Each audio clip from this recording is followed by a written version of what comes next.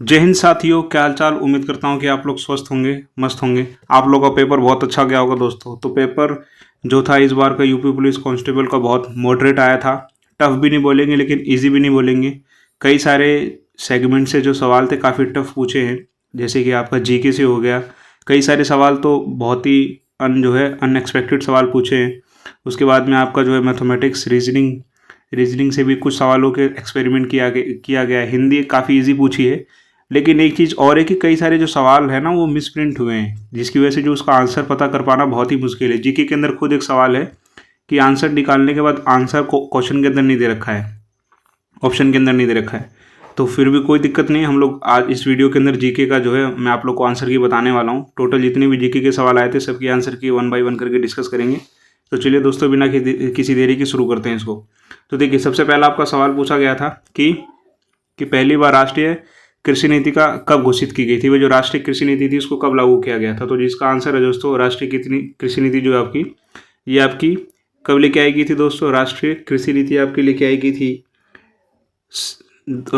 जुलाई 2000 को लेके आई गई थी आपकी राष्ट्रीय कृषि नीति दोस्तों। ठीक है। उसके बाद में आपका आता है क्वेश्चन नंबर 145। 145 क्या बोल रहा है दोस्तों। 145 बोल रहा है कि वर्ष डैश में अंतर्राष्ट्रीय मानवाधिकार कानून के परिवर्तन के लिए संयुक्त राष्ट्र मानवाधिकार आयोग को संयुक्त राष्ट्र मानवाधिकार परिषद द्वारा प्रतिस्थापित किया गया था। तो बताना कि कौन साल के अंदर जो है इसको लाया गया था। तो कौन से साल लेके आया गया था दोस्तों। तो इसको लेके गया था आपका 2006 के अंदर। तो इसका आंसर हो जाएगा 145 का ए, 2006 हो जाएगा। नेक्स्ट क्वेश्चन की तरफ बढ़ते हैं। Question number 146। 146 क्या बात कर रहा है दोस्तों कि अफ्रीका के आर पार दौड़ लगाने वाले पहले व्यक्ति कौन थे। वो कौन सा व्यक्ति था जिसने अफ्रीका के जो है पूरे आर पार दौड़ लगाई थी। तो 146 का आंसर क्या हो जाएगा दोस्तों। 146 का आंसर हो जाएगा आपका डी, रस कुक वो व्यक्ति था जिसने जो है अफ्रीका के पूरे आर पार दौड़ लगाई थी। फिर अब नेक्स्ट क्वेश्चन की तरफ बढ़ते हैं दोस्तों। नेक्स्ट क्वेश्चन आपका क्वेश्चन नंबर 147 क्या बात कर रहा है कि भारतीय कृषि अनुसंधान संस्थान ने भारत में संरक्षित बासमती किस्मों की खेती के लिए किस देश के खिलाफ जो है कानूनी कार्रवाई की मांग की है। कि भाई उन्होंने जो है बासमती की खेती की, जिसकी वजह से भारत सरकार जो है उस देश के खिलाफ कानूनी कार्रवाई की मांग कर रहा है। तो कौन सा देश है दोस्तों। तो 147 का आंसर हो जाएगा आपका डी, पाकिस्तान। ठीक है दोस्तों, अगले क्वेश्चन की तरफ बढ़ते हैं। अगला क्वेश्चन आपका है 148। 148 क्या बोल रहा है। क्वेश्चन नंबर 148 बोल रहा है कि कौन सा भारतीय राज्य अपनी अनूठी वारली चित्रकला के लिए जाना जाता है। तो ये देखिए, आर्ट एंड कल्चर से सवाल पूछा है। तो कौन सा राज्य के अंदर जो है वारली चित्रकला फेमस है। तो इसका आंसर क्या हो जाएगा दोस्तों। 148 का हो जाएगा महाराष्ट्र, ए। 148 का आंसर हो जाएगा आपका ए, महाराष्ट्र। उसके बाद में नेक्स्ट क्वेश्चन देखते हैं। नेक्स्ट क्वेश्चन भी आर्ट एंड कल्चर का है कि चिकनकारी एक पारंपरिक कढ़ाई शैली जिसकी उत्पत्ति उत्तर प्रदेश के किस शहर में हुई। तो बताना है कि भाई 149 का आंसर क्या हो जाएगा। 149 का आंसर हो जाएगा ए, लखनऊ। लखनऊ के अंदर दोस्तों चिकनकारी होती है। फिर अगला क्वेश्चन आता है 150। 150 जो सवाल है आपका क्वेश्चन नंबर 150 जो है, इसके अंदर क्या बोल रहा है। इसके अंदर बोल रहा है कि भाई महासागरीय अम्लीकरण का प्राथमिक कारण क्या है। किस वजह से जो है महासागर के अंदर जो है बहुत ज़्यादा अम्ल वगैरह हो रहा है। तो इसका आंसर क्या हो जाएगा दोस्तों। इसका आंसर हो जाएगा आपका ऑप्शन ए, समुद्री जल द्वारा जो है कार्बन डाइऑक्साइड का अवशोषण। उसके बाद में नेक्स्ट क्वेश्चन क्या है दोस्तों। ये 150 हो गया। नेक्स्ट क्वेश्चन की तरफ बढ़ते हैं। Question number 138। क्वेश्चन नंबर 138 क्या बात कर रहा है दोस्तों। प्रायद्वीपीय भारत की सबसे लंबी नदी के बारे में पूछा है क्वेश्चन पेपर के अंदर। तो प्रायद्वीपीय यानी कि आपका जो दक्षिण भारत है, ठीक है, प्रायद्वीपीय जो 3 तरफ से समुद्र से घिरा हुआ है, तो उसकी सबसे लंबी नदी कौन सी हो जाएगी। तो 138 का आंसर हो जाएगा आपका ये, गोदावरी नदी। ठीक है दोस्तों, गोदावरी नदी जो है प्रायद्वीपीय की सबसे बड़ी नदी है। फिर यहाँ पर देखिए फुल फॉर्म पूछा गया है 139 क्वेश्चन नंबर 139 में कि NHRC का पूर्ण रूप क्या है। तो NHRC का जो पूर्ण रूप है दोस्तों वो है नेशनल ह्यूमन राइट कमीशन। क्या हो जाएगा दोस्तों, नेशनल ह्यूमन राइट कमीशन। तो इसका आंसर क्या हो जाएगा। इसका आंसर हो जाएगा ऑप्शन सी, 139 का ऑप्शन सी हो जाएगा। फिर अगला क्वेश्चन जो है आपका 140। ये देखिए कितना ही अटपटा सवाल पूछा है। एक जीके के अंदर कई सारे ऐसे सवाल हैं जो बिल्कुल ही टफ बोले जाएंगे।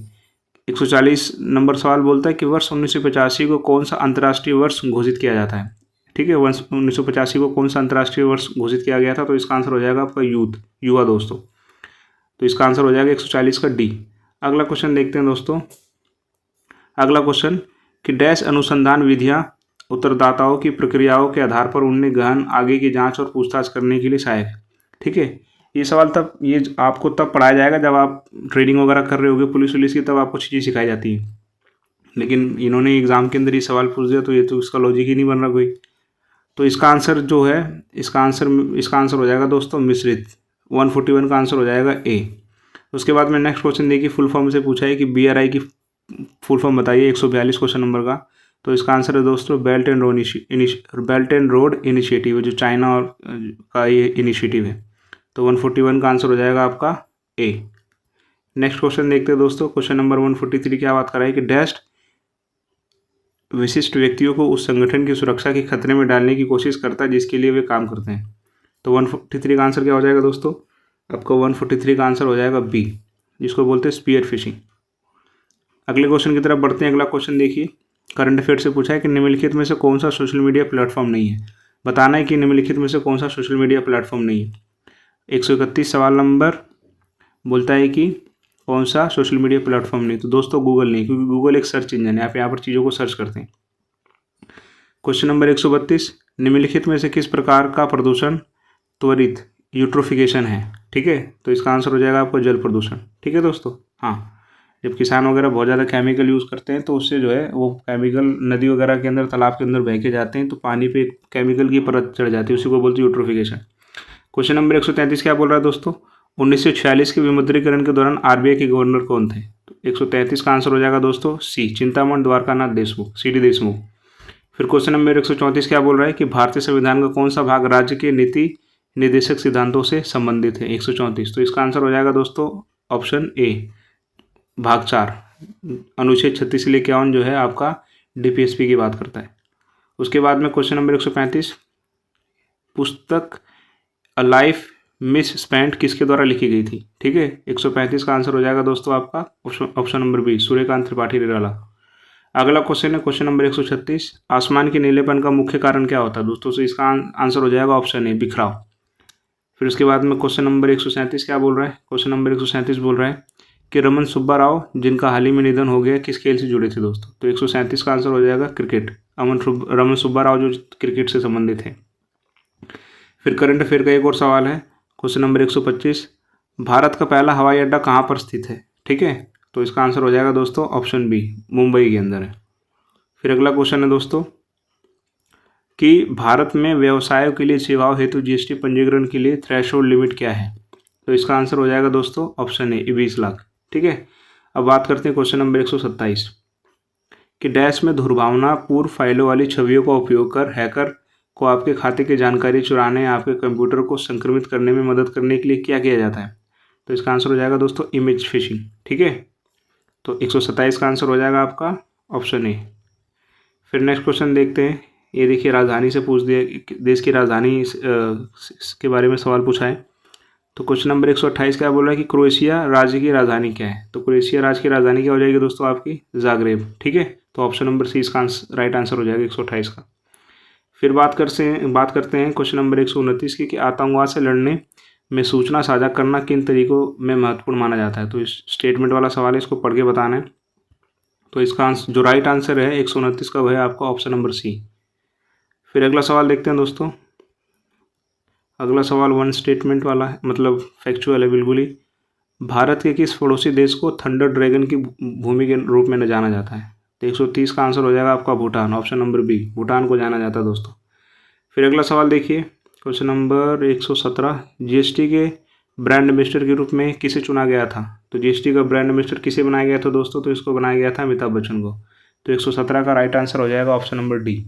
अगला सवाल देखिए, ये सवाल जो है बहुत कन्फ्यूजिंग है कि उसका आंसर पता ही नहीं चल पा रहा है। ठीक है, बड़े बड़े कई सारे कोचिंग इंस्टीट्यूट्स भी जो इसका आंसर का पता नहीं लगा पा रहे हैं। तो इस वाले आंसर क्वेश्चन को स्किप कर दीजिए। 118 को ये पूछा गया फ्रांस और जर्मनी के बीच में जो है कौन सी रेखा पाई जाती है। ठीक है, हाँ, वैसे तो इसका मैग्नेट है लेकिन आंसर ऑप्शन में नहीं दे रखा है, इसको छोड़ देते हैं। अगला सवाल देखते हैं, क्वेश्चन नंबर 119 कि विदेश व्यापार महानिदेशालय DGFT किस मंत्रालय के अंतर्गत आता है। तो ये आता है आपका दोस्तों 119 जो है ये आपका आता है वाणिज्य एवं उद्योग मंत्रालय। ठीक है, तो इस 119 का हो जाएगा आंसर ऑप्शन नंबर डी। अगला सवाल देखते हैं, क्वेश्चन नंबर 120 कि परमाणु ऊर्जा के उत्पादन के लिए कौन सा तत्व आवश्यक है। परमाणु बनाने के लिए कौन सा तत्व बहुत जरूरी है। तो क्वेश्चन नंबर 120 का राइट आंसर हो जाएगा option number D, uranium. Next question आपका है कि नोएडा उत्तर प्रदेश के किस जिले के अंतर्गत आता है। तो नोएडा जो है उत्तर प्रदेश के कौन से डिस्ट्रिक्ट के अंदर आता है दोस्तों? तो ये आता है आपका गौतम बुद्ध नगर के अंदर। तो इसका राइट आंसर हो जाएगा 121 का ऑप्शन नंबर डी।